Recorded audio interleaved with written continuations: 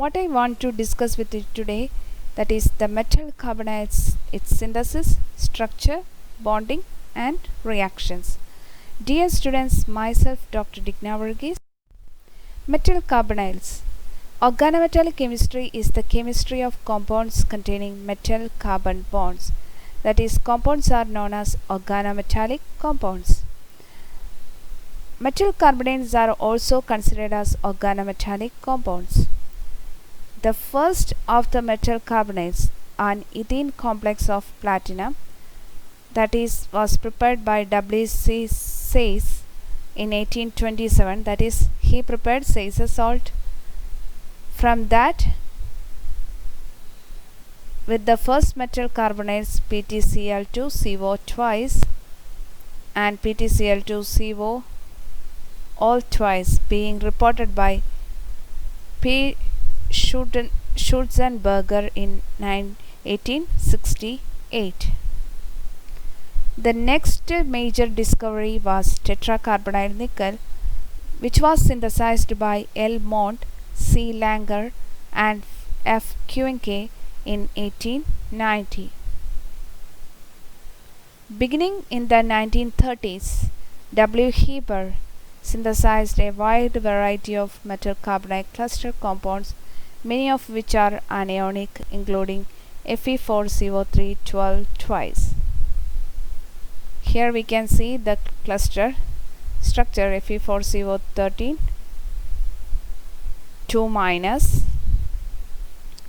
and the first organometallic compound discovered by 1890, that is NiCO4 by L. Mont. Metal carbonyls.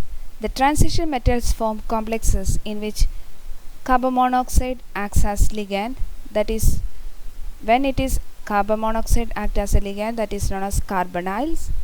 These complexes are known as carbonyl complexes. In that particular complexes, carbon monoxide forms strong bonds with metal ions. Metals are in the low oxidation state, most often formally in the oxidation state of 0, but sometimes also in a low positive or negative oxidation state. Carbonyl complexes, most of the carbonyl complexes, 99%, obey 18 electron rule. There are some exceptions also. The metal carbonyls are useful synthetic precursors for other organometallic compounds and are used in organic synthesis and as industrial catalysis. The 80 electron rule helps to systematize the formulas of metal carbonyls. Carbonyls are classified into two types: homoleptic carbonyls and heteroleptic carbonyls. Homoleptic means a complex with only one kind of ligand. In metal carbonyls, there is carbonyl ligands. Only carbonyl ligands are present. Such type of carbonyl complexes are known as homoleptic carbonyls. Simple homoleptic metal carbonyls can be prepared for most of the D metals, but palladium and platinum are so unstable that they exist only at low temperatures. No simple neutral metal carbonyls are known for copper, silver and gold, or for the members of group 12. Heteroleptic carbonyls are those one they contain a mixture of ligands other than carbonyl. Carbonyls. Carbonyls again classified into two types, that is mononuclear carbonyls and polynuclear carbonyls. Mononuclear carbonyls are those which contain one metal ion as the central atom, but polynuclear carbonyls contain more than one metal ions as the central atoms. Here we can see a table that will represent the stable carbonyl complexes of the first row transition metals. Here the mononuclear one is VCO6, CrCO6, FeCO5, nickel CO4. Dinuclear one is Mn2CO10, Fe2CO9, CO2CO8. Trinuclear is Fe3CO12, CO4, CO12, CO6, CO16. So these are some examples of mononuclear and polynuclear carbonyls. Mononuclear means only one metal atom, VCO6, CrCO6, FeCO5, NiCO4 are the mononuclear carbonyls.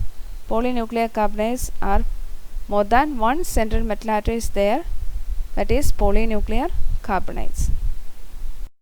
Synthesis of metal carbonyls. Some metal carbonyls are formed by direct combination, but of those that can be formed in this way, most require high pressures and temperatures. Metal carbonyls are commonly formed by reductive carbonylation. So there are two synthetic methods for the preparation of metal carbonyls. First one is direct combination and the second one is reductive carbonylation reaction. First is the direct combination of carbon monoxide with a finely divided metal, and the second one is the reduction of the metal salt in the production of carbon monoxide under pressure. Many polymetallic carbonyls are synthesized from monometallic carbonyl. In 1890, Mont, Langer and Quincke discovered that the direct combination of nickel and carbon monoxide produced tetracarbonyl nickel, that is NiCO4, a reaction that is used in the Mont process for purifying nickel. That is, nickel when reacts with the carbon monoxide gas to give nickel tetracarbonyl at 50 degrees Celsius and 1 atmospheric pressure of carbon monoxide.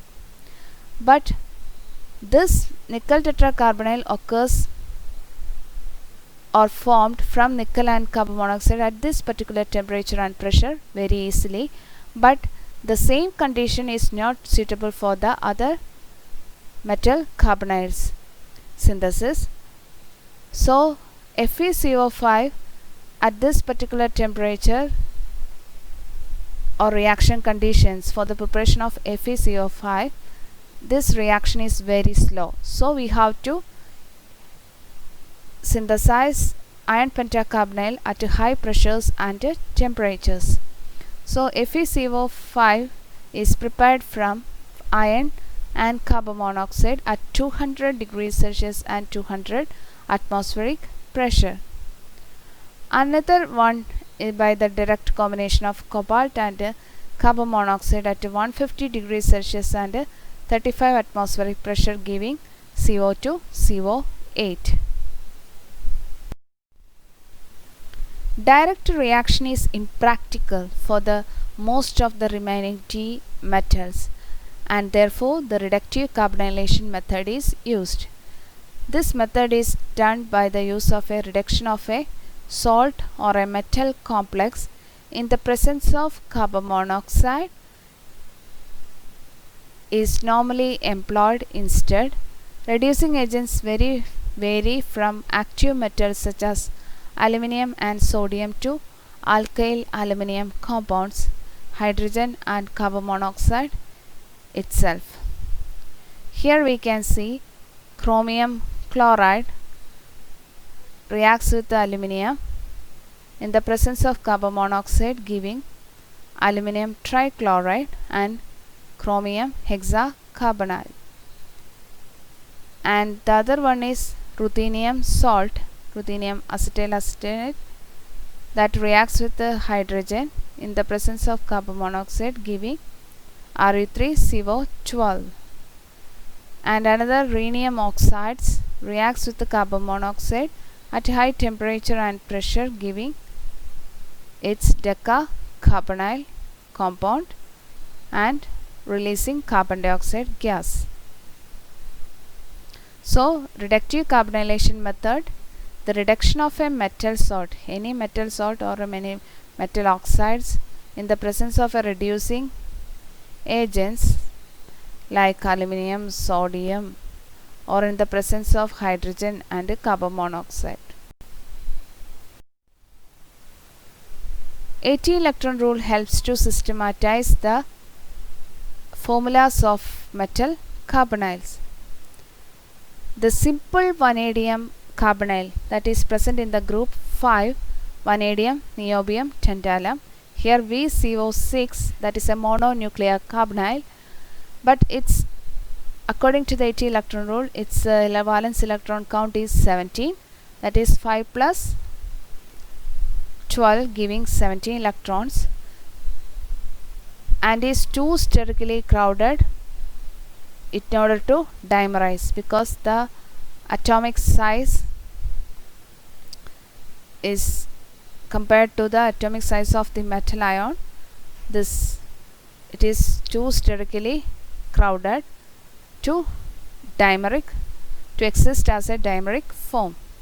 It is however readily reduced to its 80 electron form, that is VCO6 minus anion, that is 17 plus 1 electron from the negative charge, that gives 18 electron species. So it is readily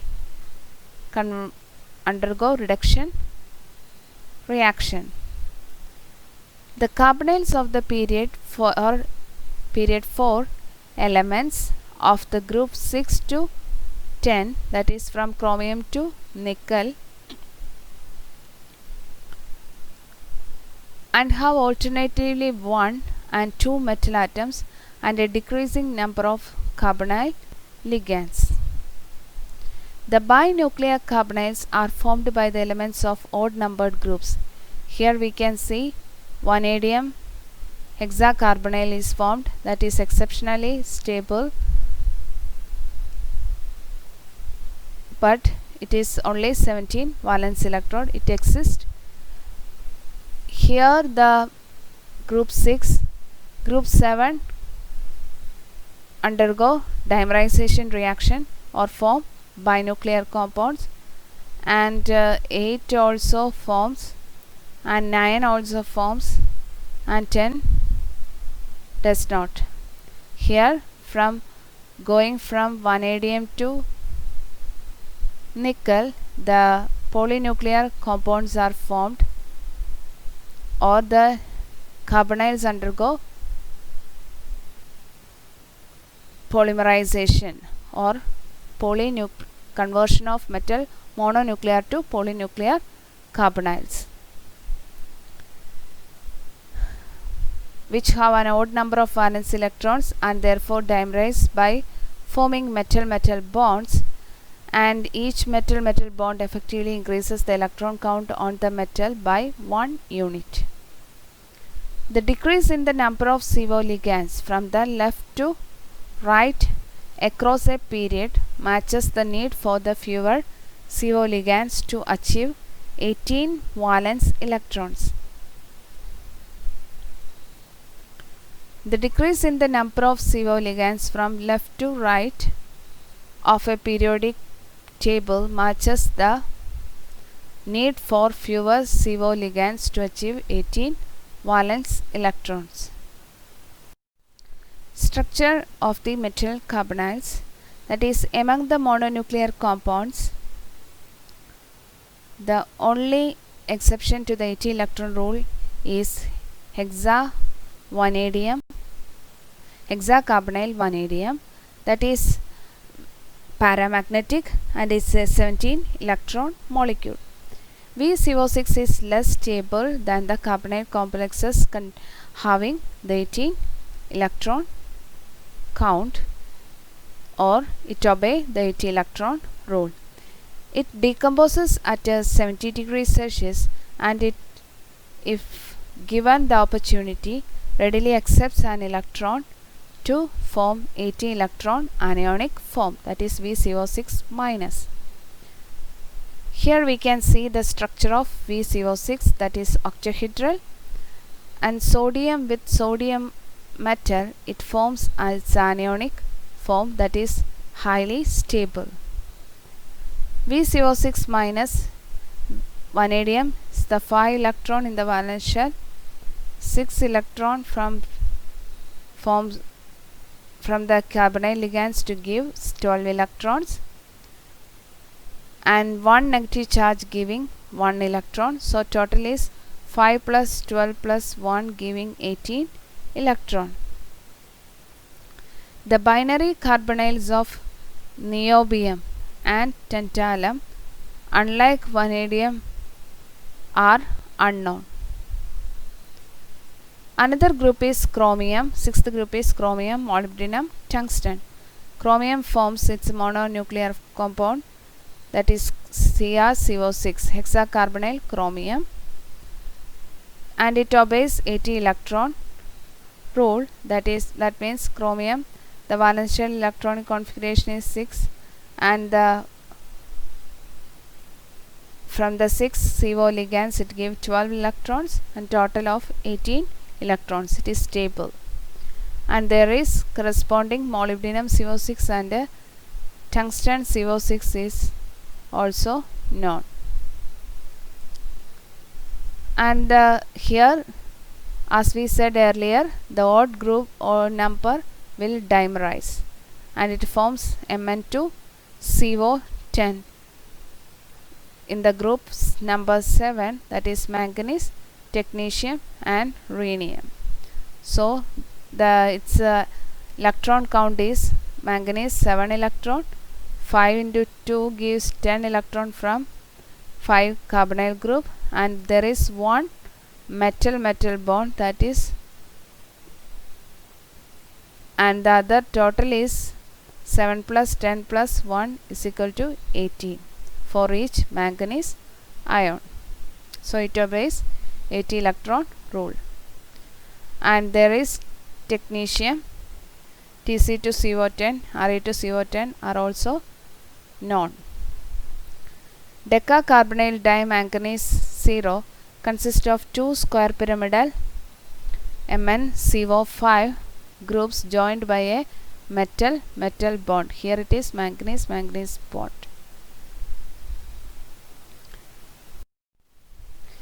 Now we are discussing the structure of group 8 elements, that is iron, ruthenium and osmium.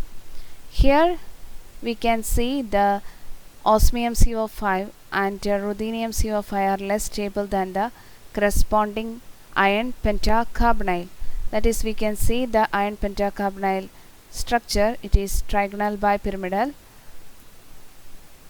and we can count the electrons.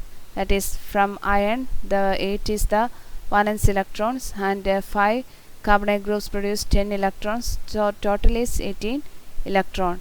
So it is stable and obeys 18 electron rule. The dinuclear nonocarbonyl complexes of ruthenium and osmium. Before that, we are once again telling that the osmium pentacarbonyl and ruthenium pentacarbonyl is less stable than the iron pentacarbonyl. The dinuclear nonocarbonyl complexes of ruthenium and osmium, that is Re2CO9 and osmium2CO9, are also less stable than the corresponding Fe2CO9. The structure of Fe2CO9, there is a iron metal bond, and also 3 CO groups are arranged as a bridging carbonyl ligands, and here 3 attached to the 3 terminal CO attached to the iron atom, and here 3 CO terminal ligands attached to the iron atom. So total 6 terminal carbonyl ligands and 3 bridging ligands, and there is a iron bond is there.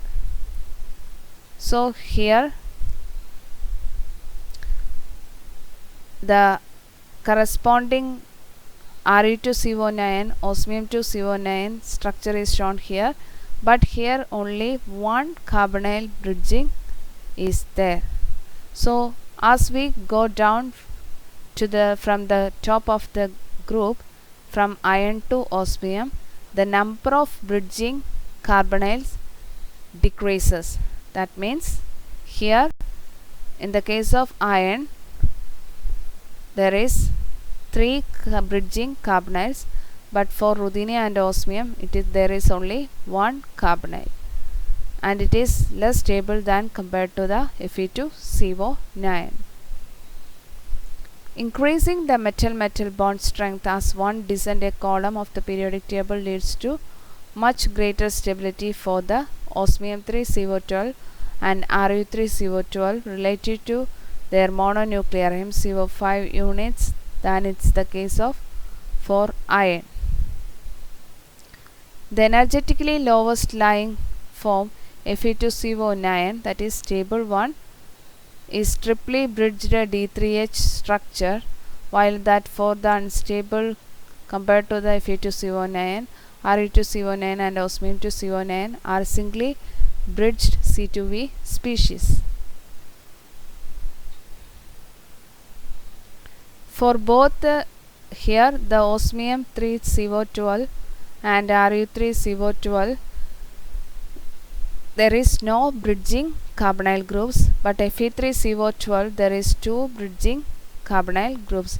From that we can say that number of bridging carbonyl groups decreases when we go down to the group.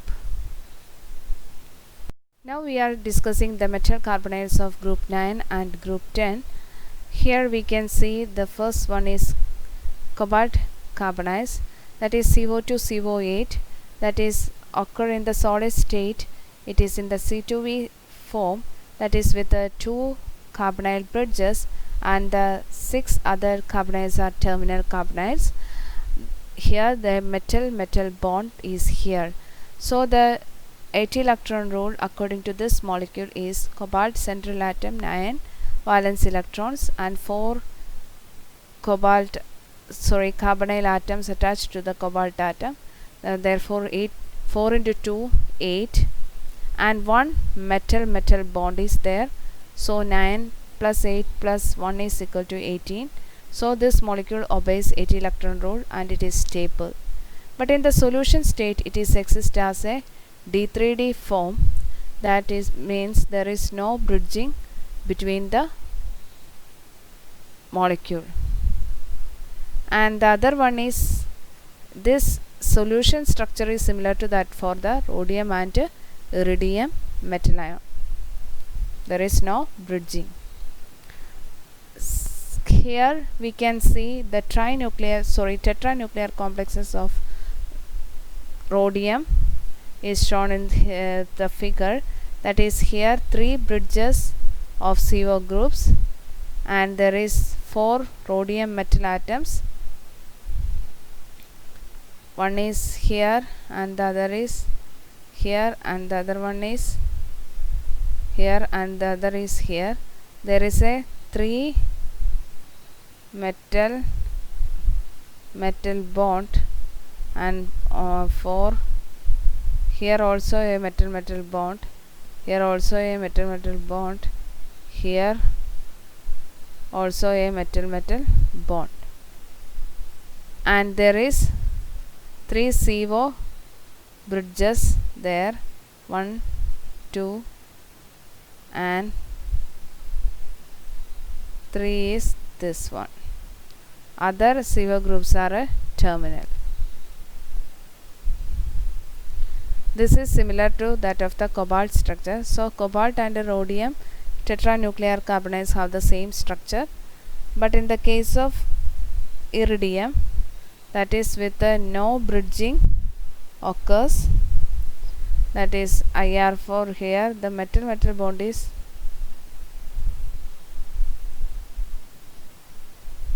six and all other carbonyls are a terminal 1. This is the structure for tetranuclear cobalt, iridium, rhodium carbonyls. And the last group is nickel, group number 10, nickel tetracarbonyl, that is the first organic compound synthesized, metal carbonyl synthesized, and here we can see the nickel tetracarbonyl, that is the only stable form here, and the palladium and platinum tetracarbonyl has been observed only at low temperatures, otherwise it will decompose. So these are the structures of the metal carbonyls. Properties of the metal carbonyls synthesized. Iron and nickel carbonyls are liquids at a room temperature and pressure. All other common carbonates are solids. All other mononuclear carbonates are volatiles. Their vapor pressures at room temperature range from approximately 50 kilopascal for tetracarbonyl nickel to approximately 10 pascal for hexacarbonyl tungsten. The high volatility of nickel tetracarbonyl coupled with its extremely high toxicity means that unusual care is required in its handling. It will breaks to nickel and carbon monoxide. If there is any unventilated or there is no proper ventilation in the lab, that can cause even death. So there is an unusual care is required in its handling. Although the other carbonates appear to be less toxic, they too must not be inhaled or allowed to touch the skin. All the mononuclear and many of the polynuclear carbonates are nonpolar. They are soluble in hydrocarbon solvents. So let us summarize here, that is, all the mononuclear carbonates are volatile. All the mononuclear carbonates are many of the polynuclear carbonates are soluble in hydrocarbon solvents. Polynuclear carbonates are colored. Fe2CO9, that is nonacarbonyl diiron, which has a very low vapor pressure and is insoluble in solvents with which it does not react. Mn2CO10 and CO2CO8 are soluble in hydrocarbon solvents and sublime readily. Most of the mononuclear carbonates are colorless or lightly colored, but polynuclear carbonates are colored. The intensity of the color increasing with the number of metal ions. Pentacarbonyl iron is a light straw colored liquid, while non-carbonyl diiron forms a golden yellow flakes, and dodecacarbonyl triiron is a deep green compound that looks black in the solid state also. The colors of polynuclear carbonyls arise from electronic transition between the orbitals that are largely localized on the metal framework. Most neutral metal carbonyl complexes can be reduced to an anionic form known as metal carbonylate. That is, metal carbonyls undergo oxidation reduction reaction. Here we are discussing the reduction reactions. That is, much of the negative charge is delocalized over the CO ligands is confirmed by the observation of a low CO stretching band in the IR spectrum at about 1730 cm inverse. That is, we can see when it is treated with an alkali metal, the iron pentacarbonyl in a tetrahydrofuran acts as the solvent here and forming the reduced form FeCO4 2-. Here the metal is in the zero oxidation state, but here the metal is in the negative oxidation state, so it is reduced. Polynuclear carbonates which obey the 80 electron rule through the formation of metal-metal bonds are generally cleaved by strong reducing agents. The 80 electron rule is obeyed in the product and a mononegative mononuclear carbonyls results. Here we can see the sodium that will react with the manganese decacarbonyl compound in tetrahydrofuran. The reduction happens here, MnCO5- is formed. Metal carbonates are susceptible to oxidation by air. Here we are discussing the oxidation of metal carbonyls. Although the uncontrolled oxidation produces the metal oxide and carbon monoxide or carbon dioxide, of more interest in organometallic chemistry are the controlled reactions that give rise to organometallic halides. One of the simplest of these is the oxidative cleavage of metal-metal bond, that is in Mn2CO10, in which the manganese is in the zero oxidation state, that will react with an halogen, that is here bromine, and the metal-metal bond is cleaved and forming MnBrCO5 compound. Here in this particular carbonyl compound, that is manganese in the +1 oxidation state. So there is oxidation occurs. 0 to 1. Bonding in metal carbonyls. A more formal description of the bonding can be derived from the molecular orbital scheme for carbon monoxide. Here we can see in this picture the molecular orbital diagram for carbon monoxide molecule. In carbon monoxide molecule, there is 14 electrons, that is 6 from carbon atom and 8 from oxygen atom. So the molecular orbital configuration, or the energy level containing electrons from 1 sigma, 2 sigma and pi orbitals, then 3 sigma pi star orbitals and 4 sigma level. Here the HOMO, which shows that the HOMO, that is highest occupied molecular orbital, has a sigma symmetry here, that is 3 sigma, that contains the HOMO orbitals that have 2 electrons in this orbital, is essentially a lobe that projects away from the carbon atom, that is more closer towards the oxygen atom. When CO acts as a ligand, this 3 sigma orbital serves as a very weak donor to a metal atom and forms a sigma bond with the central metal atom. The LUMOs of COs are the pi star orbitals, that is lowest unoccupied molecular orbitals, that is the pi star orbitals. Here we can see in the molecular orbital diagram. These two orbitals play a crucial role because they can overlap with the metal d orbitals that have local pi symmetry. The pi interaction leads to the delocalization of the electrons from the filled d orbitals of the metal atom into the empty pi star orbitals on the CO ligands, so the ligand also acts as a pi acceptor.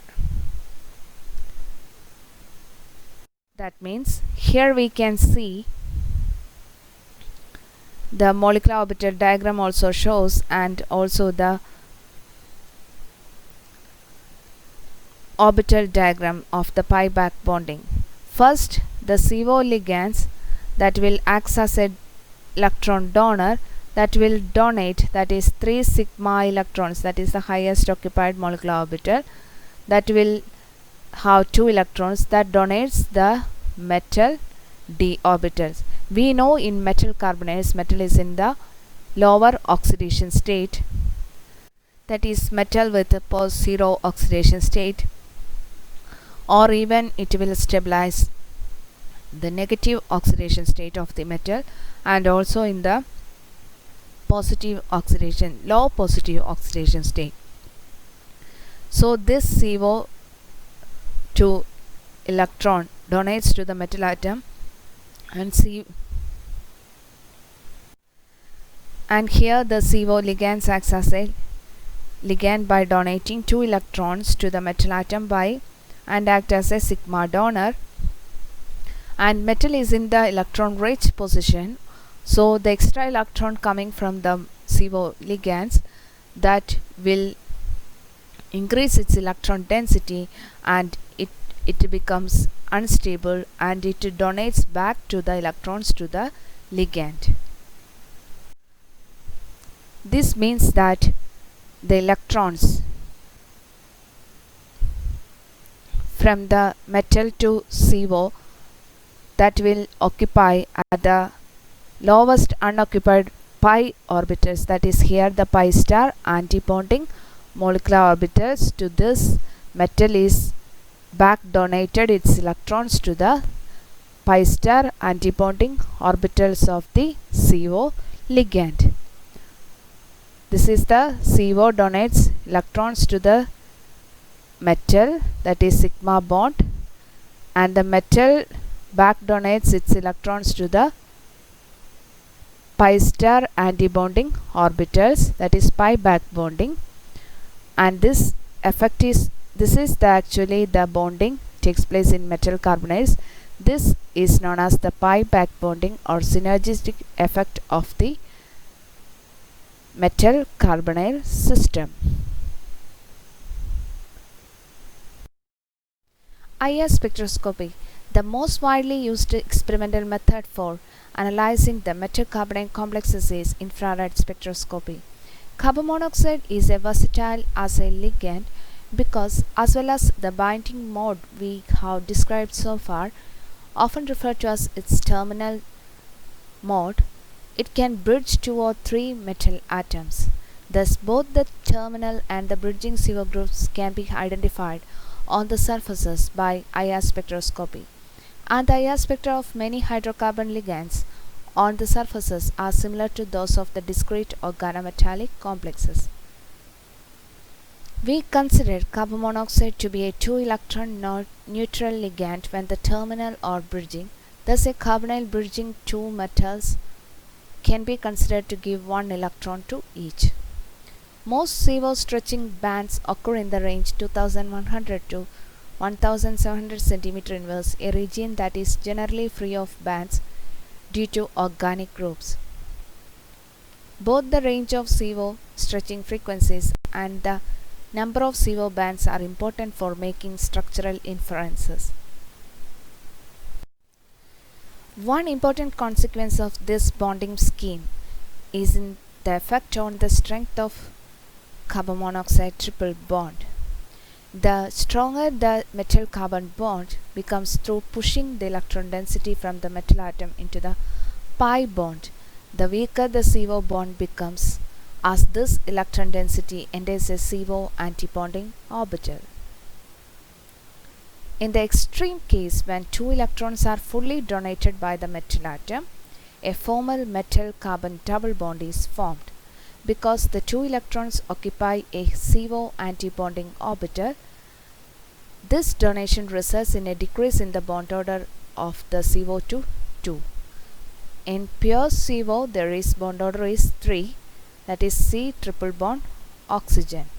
The stronger the metal carbon bond becomes, pushing the electron density from the metal to pi bond, the weaker the CO bond becomes as the electron density enters the CO antibonding orbital. This decreases the bond order of CO to 2. In practice, the bonding is somewhere between metal, carbon, oxygen with no back bonding and metal, carbon, oxygen with a complete back bonding. Infrared spectroscopy is a very convenient method of assessing the extent of pi bonding. The CO stretch is clearly identifiable as it is both strong and normally clear of all other absorptions.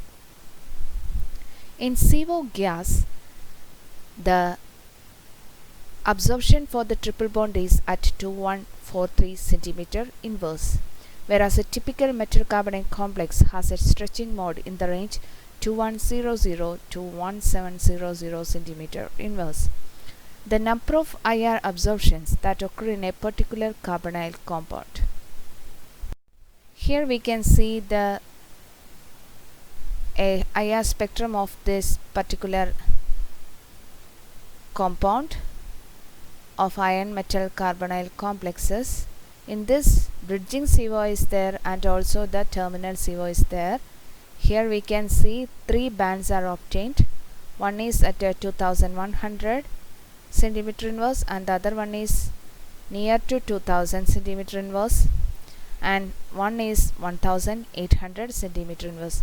This 1800 cm inverse is corresponds to the bridging CO and near 2000. These two bands are corresponding to the terminal COs. Infrared spectroscopy is a sensitive probe for the presence of bridging carbonyl ligands.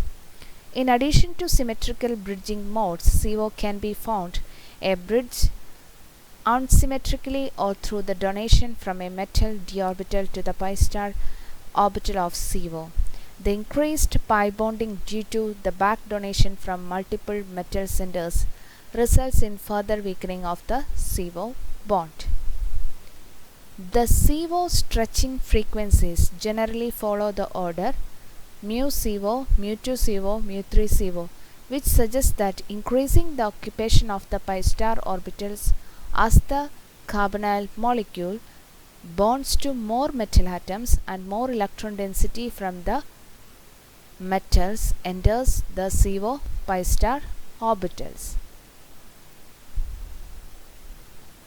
The compounds with the doubly bridging CO ligands, denoted mu2 CO, often just as mu CO, nu CO, nu CO, is usually shifted by 100 to 200 centimeter inverse to lower energy compared to the signatures of terminal CO, that is in the region 1800 centimeter inverse. Bands for the phase gapping mu3 CO ligands appear at even lower energies. Carbonyls bridging two metal atoms typically have stretching bands in the range 1900 to 1700 centimeter inverse, and those that bridge with three atoms having the stretching bands in the region 1800 to 1600 centimeter inverse. Here we can see there is a two bridging. One carbonyl bridges to two metal atoms. Here the bridging frequency ranges from 1900 to 1750, that occurs at 1800 in this particular compound. For example, the IR spectra of Fe2CO9 displays CO bands at 2082, 2019 and 1829 centimeter inverse. In iron binuclear carbonyl complexes, there is three CO bands are given here. We know in that bridging and terminal ligands are there.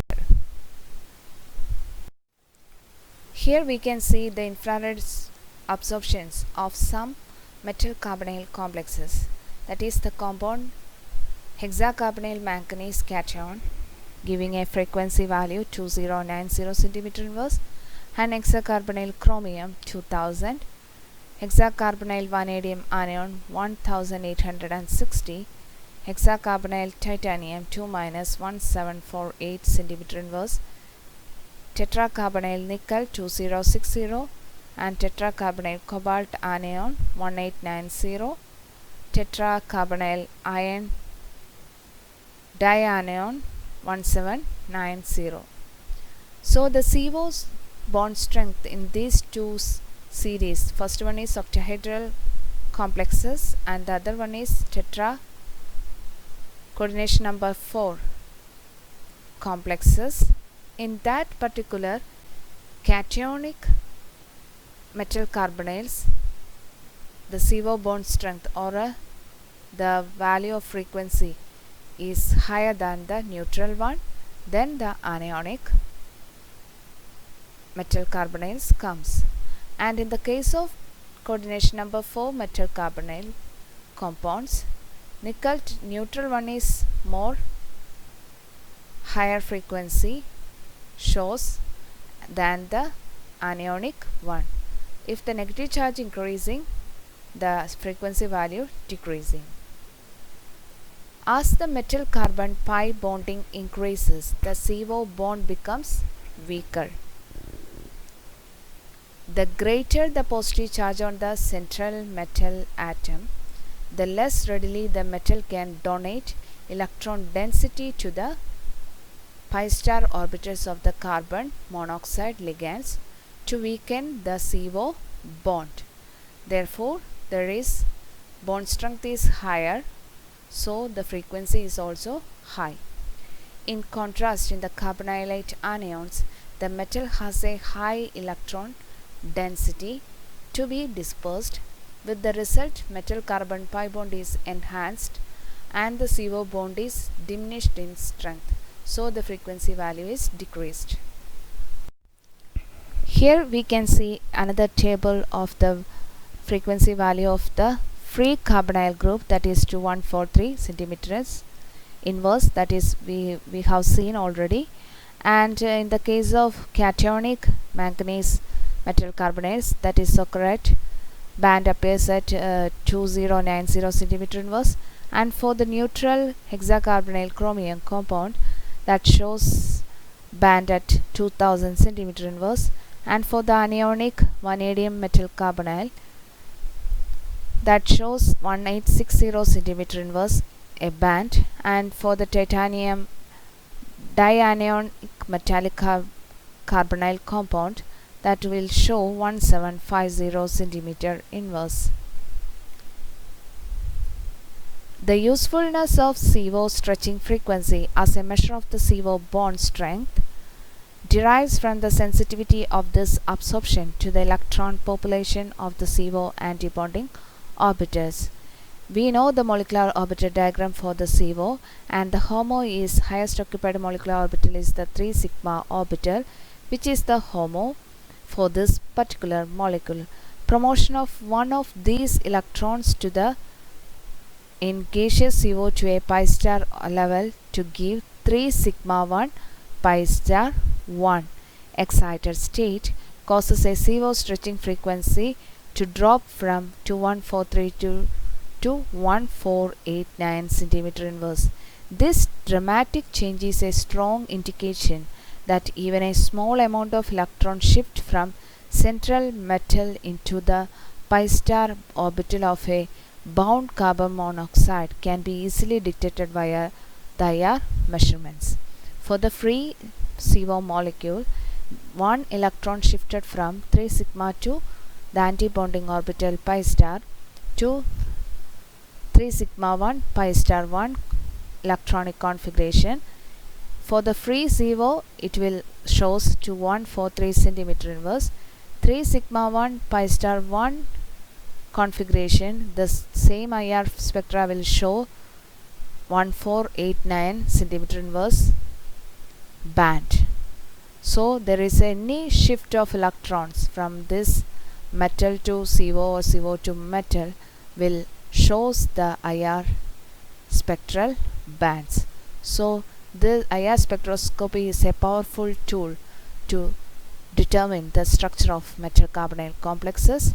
In that particular complexes, whether carbonyl ligands act as a terminal one or act as a bridging one, or it is not joined as a ligand. That also will indicated by the simple IR spectral measurements. Reactions of metal carbonyls. The principal reactions of the metal center of simple metal carbonyls are substitution, oxidation, reduction, and condensation into clusters. In certain cases, the CO ligand itself is also subject to attack by the nucleophiles or electrophiles. These types of reactions we are already discussed in our earlier chapter and also in this presentation. Thank you all.